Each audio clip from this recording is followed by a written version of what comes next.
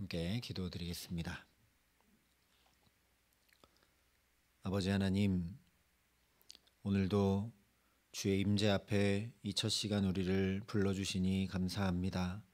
불러주실 뿐 아니라 우리를 친구 삼아 주시고 주님과 그 깊은 누구도 알 수 없는 그 은밀한 자리에서 더욱 복된 사귐의 자리로 나아갈 수 있도록 여기 우리를 부르신 줄 믿사오니 오늘도 말씀을 듣고 기도하는 가운데 주의 마음과 뜻을 헤아려 알고 그 말씀을 따라 주의 뜻을 이루며 복된 걸음걸음으로 살아감에 부족함 없도록 이 시간 우리에게 역사하시고 함께하여 주시옵소서.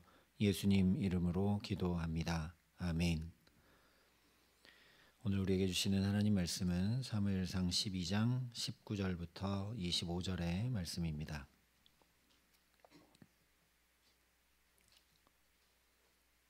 사무엘상 12장 19절부터 25절의 말씀을 봉독해 드리겠습니다. 하나님의 말씀입니다.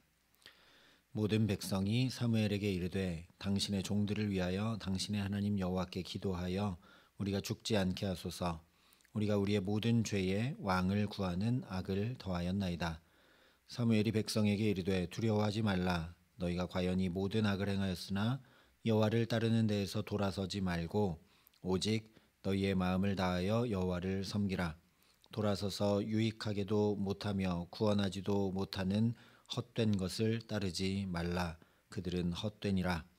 여호와께서는 너희를 자기 백성으로 삼으신 것을 기뻐하셨으므로 여호와께서는 그의 크신 이름을 위해서라도 자기 백성을 버리지 아니하실 것이요 나는 너희를 위하여 기도하기를 쉬는 죄를 여호와 앞에 결단코 범하지 아니하고 선하고 의로운 길을 너희에게 가르칠 것인즉 너희는 여호와께서 너희를 위하여 행하신 그 큰 일을 생각하여 오직 그를 경외하며 너희의 마음을 다하여 진실이 섬기라. 만일 너희가 여전히 악을 행하면 너희와 너희 왕이 다 멸망하리라. 아멘. 지난 시간 사무엘의 이 고별 설교의 결론을 통해서 왜 이스라엘이 하나님께로부터 돌아서는 악에 빠지게 되었는가 함께 살펴봤습니다. 기도하기를 쉬는 죄를 범했기 때문입니다.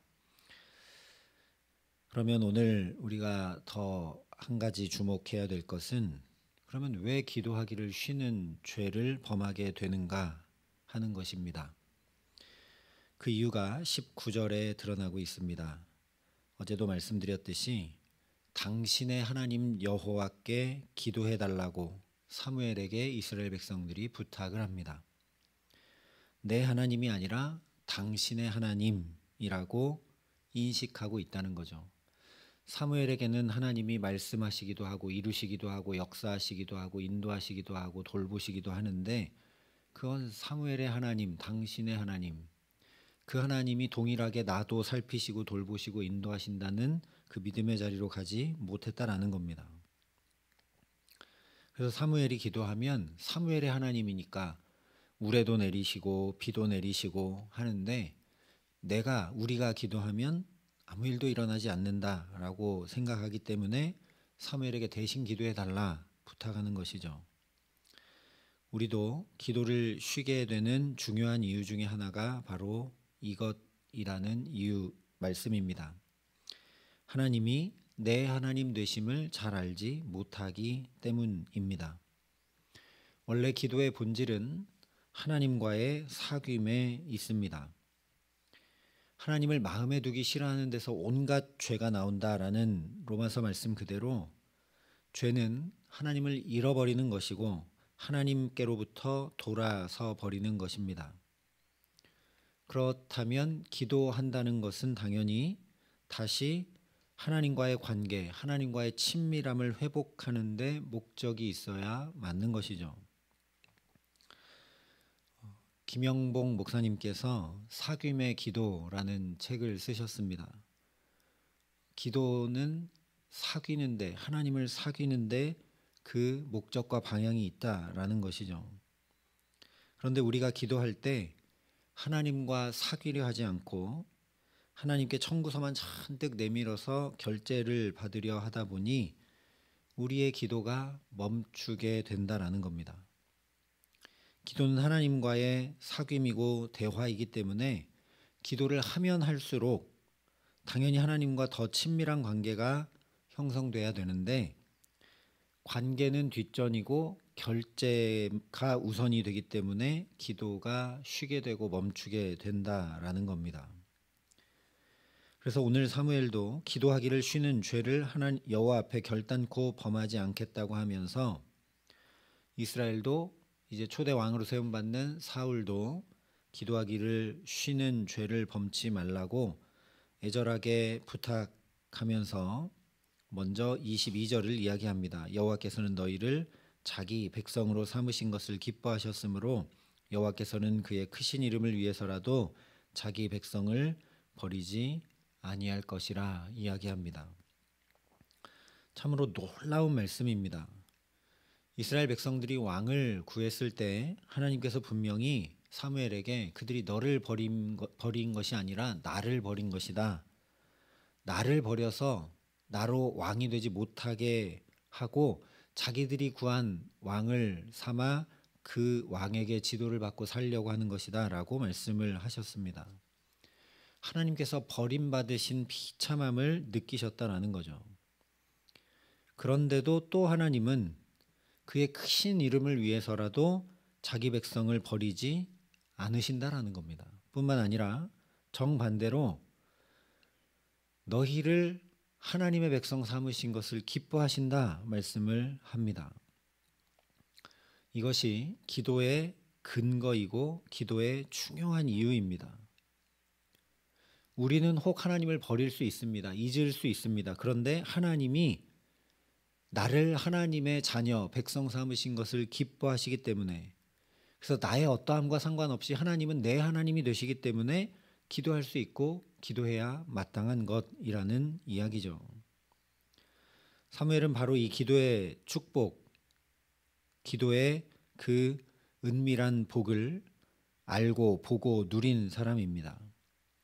자기 존재 자체가 일단 그렇죠. 어머니 한나가 울며 먹지 못하고 그야말로 격분하는 일이 생긴다 해도 기도하기를 쉬지 않았습니다.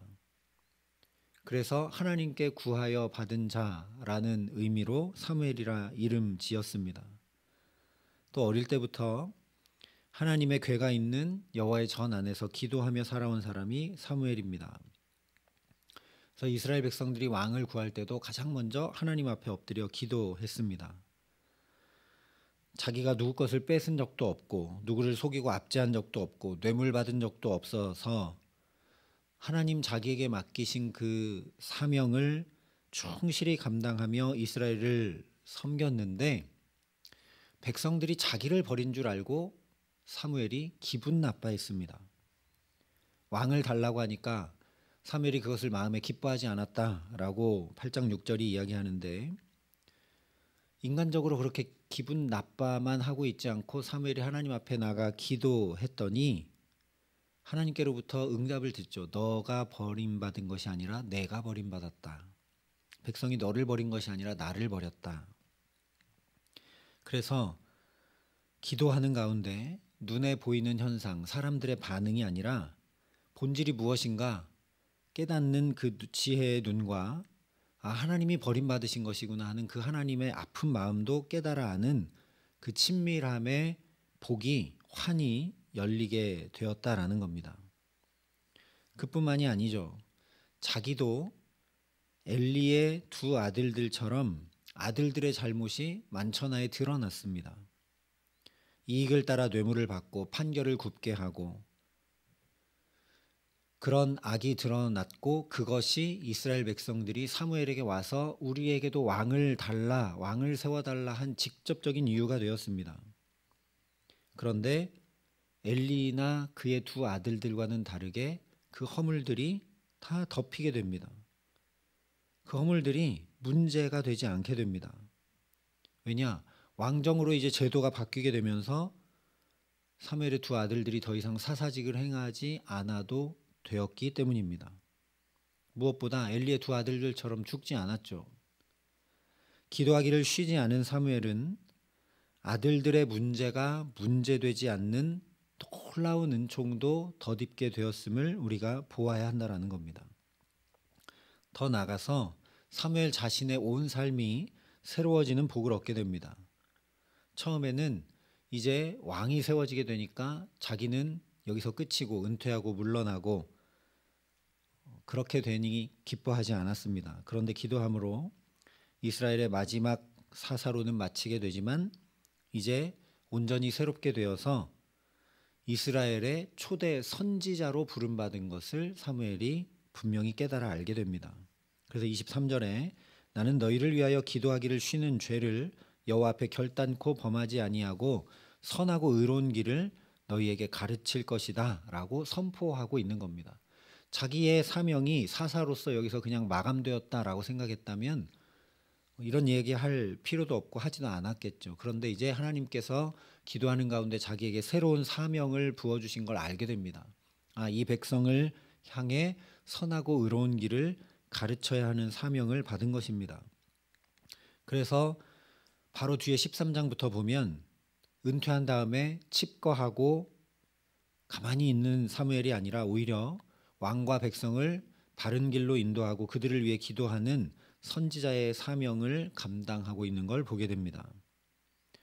늙었고 은퇴를 했는데도 새 일과 새로운 사명으로 여전히 이스라엘을 새롭게 하고 결국 가장 위대한 왕 다윗도 자기를 통해 기름 부음 받도록 하여 세우면서 그야말로 시대와 세대를 온전히 새롭게 하고 환히 밝히는 복과 은혜를 사무엘이 가득 누리게 됩니다. 저와 여러분도 이 놀라운 은총의 복이 있는 기도, 쉬지 않음으로 이 은혜와 복들을 가득 누리게 하시기를 간절히 소망합니다. 하나님께서 이 놀라운 복들을 하나님의 양팔에 가득 안고 오늘도 저와 여러분을 이 복된 기도의 자리로 부르신 줄 믿습니다. 너는 내게 부르짖으라 내가 내게 응답하겠고 내가 알지 못하는 크고 은밀한 일을 내게 보이리라.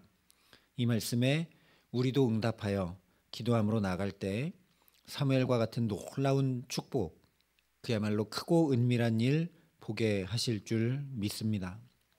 우리도 오늘 기도할 때 현상이 아니라 또 상황과 환경이 아니라 사람이 아니라 그 본질을 볼 수 있는 정확한 안목, 정확히 판단하고 예측하는 지혜뿐만 아니라 하나님께서 이런 상황과 환경과 또 거기에 한가운데 살고 있는 나를 바라보시는 그 마음과 뜻까지 환히 깨달아 알게 하시기를 간절히 소망합니다.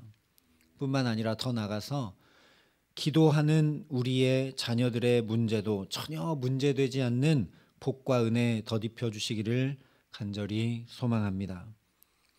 막혔던 길이 새 길이 되고 끝난 것 같은 일이 더 놀라운 시작이 되게 하시며 오히려 더욱 의미 있고 보람 있는 새 삶을 저와 여러분 또한 하나님 앞에 살아갈 수 있도록 기도의 영을 가득 부어주시기를 간절히 소망합니다. 그래서 참으로 기도하기를 쉬는 죄를 여호와 앞에 결단코 범하지 않으므로 우리 가정과 자녀들과 일터와 우리 삶의 모든 자리에 주님 약속하신 크고 은밀한 일, 지금껏 본 적도 없고 들은 적도 없는 새 은혜를 가득 받아 누리며 살아가게 하시기를 예수님의 이름으로 간절히 축원합니다. 함께 기도하시겠습니다. 아버지 하나님, 기도할 때 놀라운 일들이 펼쳐지는 것을 또 깨닫게 하시고 확인케 하시고 알게 하시니 감사합니다. 기도할 때 하나님과 더 깊은 사귐의 자리로 나아갈 때 사무엘처럼 하나님, 내가 새롭게 되고 내 주변이 새롭게 되고 내가 사랑하는 이들도 새롭게 되는 놀라운 은총과 복이 가득 하늘로부터 임하는 것을 오늘 우리도 경험하여 알고 하나님 깊이 깨달아 주께 더욱 가까이 나아가고 주님과 더 친밀한 자리로 나아가 동행하는 은혜와 복을 누림에 부족함 없도록 오늘 이 시간도 성령으로 우리에게 함께하여 주셔서 기도가 즐겁고 기도 가운데 하나님과 더 깊이 사귀는 복과 은혜를 가득 누림에 부족함 없도록 이 시간 우리 각 사람에게 역사하시고 함께하여 주시옵소서.